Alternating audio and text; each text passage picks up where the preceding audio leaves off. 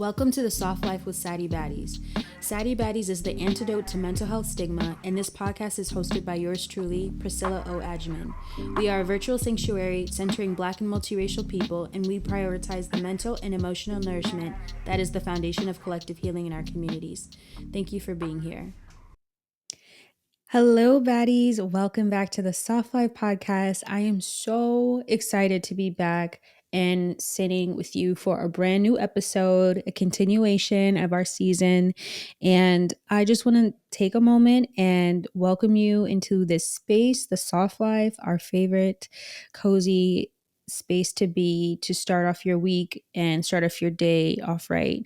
And in case you're new here, I am your host, Priscilla, and I have really appreciated the community that we've built. Even with us taking a short break, we are growing on our YouTube channel, we're growing on Substack, and that's why I just love long form. I feel like you cannot go wrong with long form content.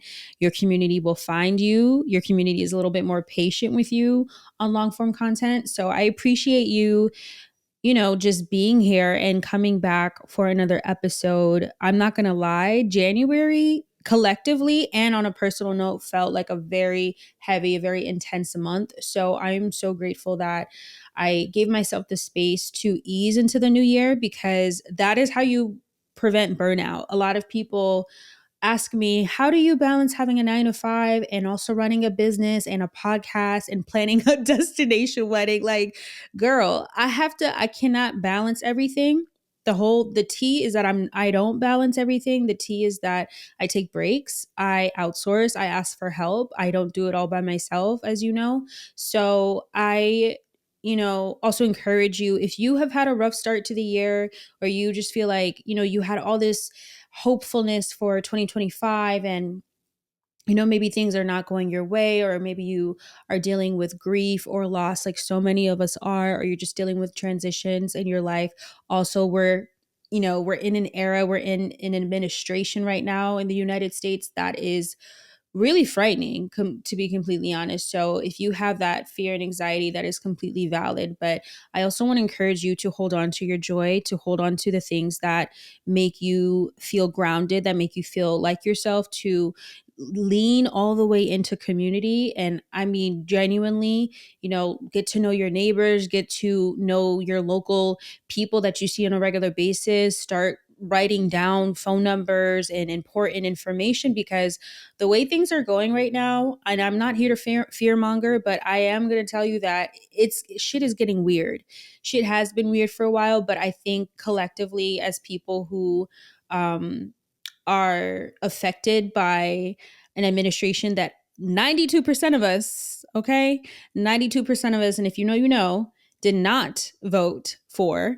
It's really painful to see the effects of so many people choosing to have, someone who is so just the opposite of compassionate and reasonable in office. So I just want to say again that I feel you, I hear you, and this is not just business as usual. I think a lot of us do need to be cognizant of what we consume, the media we're consuming. So if you are taking a time out of your day to be here and listen and tune into this podcast and be a part of the resistance to having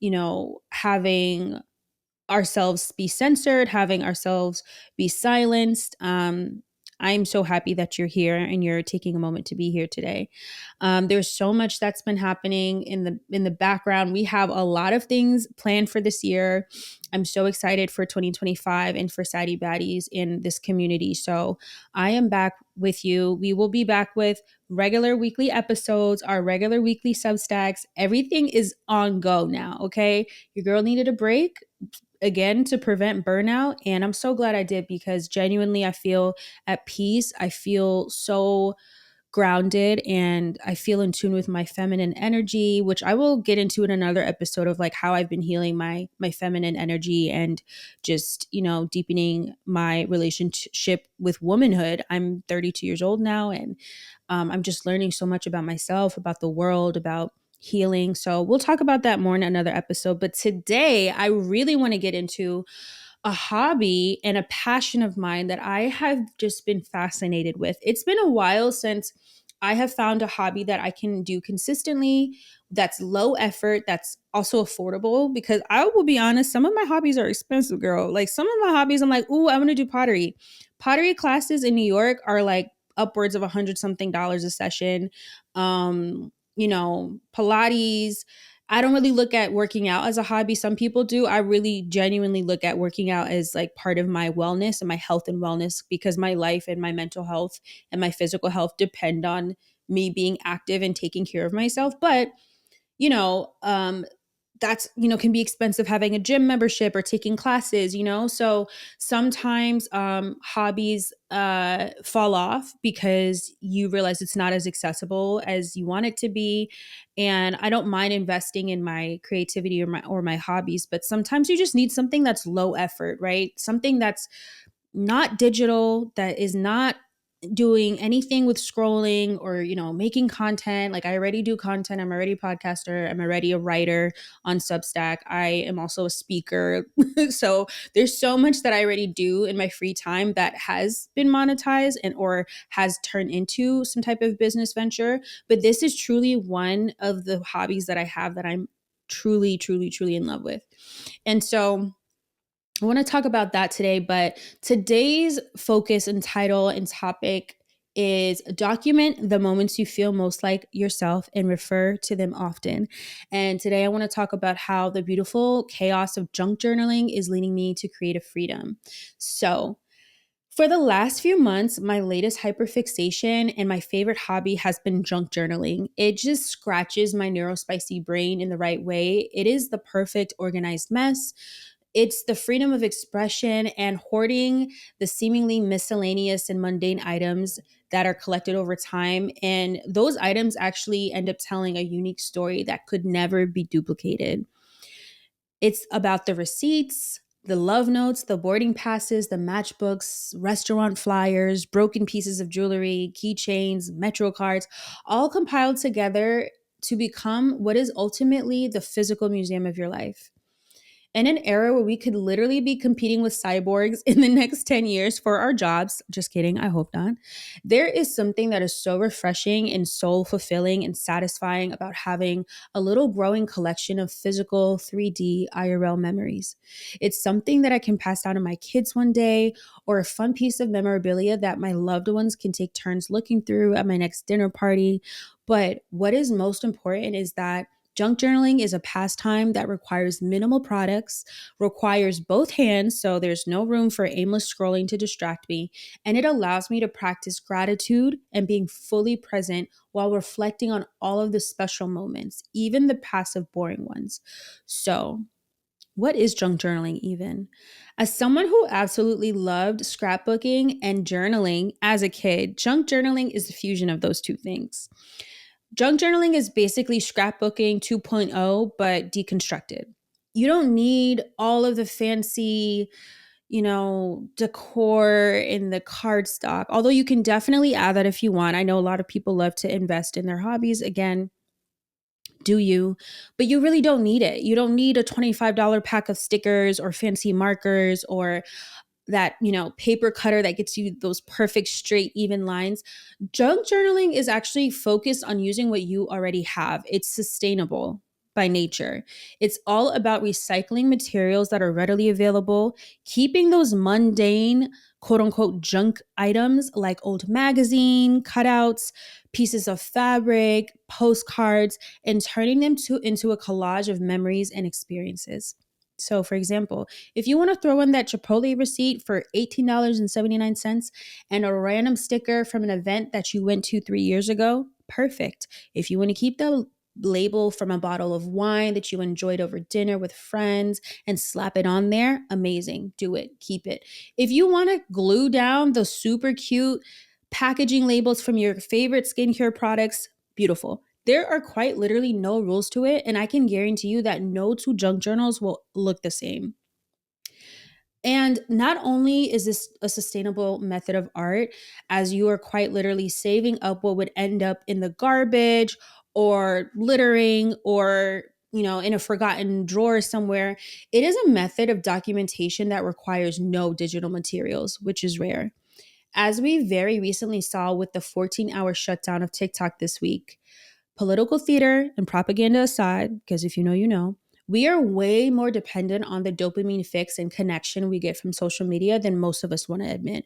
Even I was genuinely worried about what would happen to my beloved saved in favorites folder with my account and how I would be able to continue sourcing inspiration through these daily videos that I watch and save and send to my friends every day. But there are so many more layers that impact our reliance and dependence on social media and our reflex to collect our memories digitally versus physically. But what's at the root of this saving and hoarding, this digital collecting that we do, it's really about our desire to document our lives, our stories, and sharing that connection with others. And while my camera roll has an obscene amount of videos and photos, like dead ass over 50,000, honestly, it's like over 75,000. But you know what? We're not here to talk about that. There is no way that I would print out all of those photos or keep every single one of them if I took the time to be more intentional about what I was actually capturing. So when I'm searching through my phone, or what I tend to reach for when I'm trying to access a core memory or try to remember a moment, I will go to my favorites folder, like a lot of us will. And in my favorites folder are the moments and the instances where I feel the most beautiful. It's photos or videos from an art installation at a museum that moved me, experiences and special days when I'm surrounded by my loved ones, or pictures from a trip in a new city or country that later becomes my entire personality. When I document the moments that I feel most like myself, I end up referring to them over and over and over again because those memories represent my essence. They represent my unique life experiences. Those thousands and thousands of files that I have serve as a reminder that, as unpredictable and scary as the world might seem at times, I have always had the power and the opportunity to create beautiful moments. It is an act of softness and resilience simultaneously to be able to do that. It's also very serendipitous to me that Bad Bunny's latest album explores the themes of memory, nostalgia, cultural preservation, and a deep rooted appreciation, also sorrow, for what was while also anticipating what will be. Bad Bunny's album, Debí Tirar Más Fotos, is a resounding, powerful, yet soft nudge to document the moments that you feel most like yourself, document the people, the places, and the things that bring you joy. And it is a reminder that memories and keepsake is also world building. It is heritage, it's legacy, it's a way to honor the past, celebrate the present, and shape the future through storytelling and shared experiences. And it's no wonder it's taking the world by storm because all of us are walking time machines.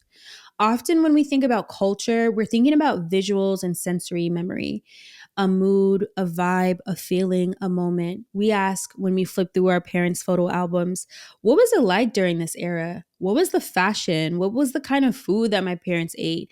Where are my grandmother's handwritten recipes? How much did movie tickets cost 20 years ago or 40 years ago or however long ago?